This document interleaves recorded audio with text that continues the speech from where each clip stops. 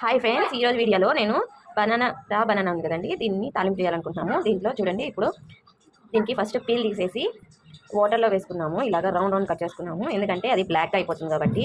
ఇలా సాల్ట్ వాటర్లో వేసుకుంటే అది తొందరగా బ్లాక్ కాకనే ఉంటుంది. నెక్స్ట్ ఏం చేయాలో చెప్తాను మీకు. దీంట్లో సాల్ట్, ఉప్పు వేసి కొద్దిసేపు బాయిల్ చేసుకుందాం. ఇప్పుడు జీలకర్ర ఒక స్పూను, ధనియాలు ఒక స్పూను,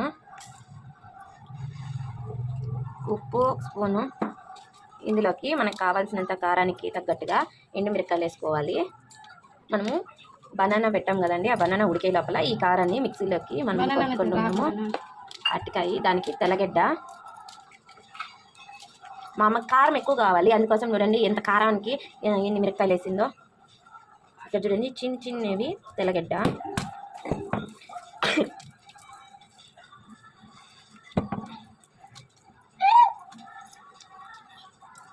ఇవన్నీ కలిపి ఇందులోకి పొడి కొట్టుకోవాలి. మిక్సీ వేసుకుందాం. మిక్సీ వేసినాక మిక్సీ చూపిస్తాను. కొంచెము ఎండు టెంకాయ కొంచెం వేసుకోవాలి మనము.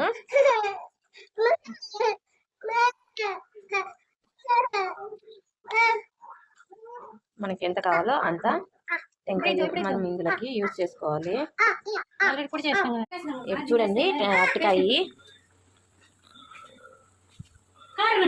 ఇప్పుడు మిక్సీ వేసుకున్నాము. ఇలాగా బరక్గా వేసుకోవాలి మనము. ఇప్పుడు నా అరటికాయ కూడా ఉడికిపోయింది బాగా.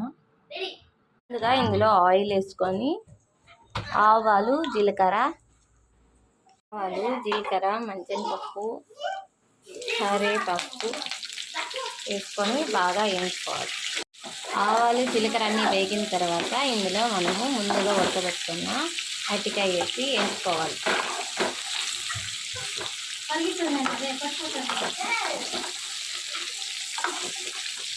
వచ్చు కదా, పసుపు,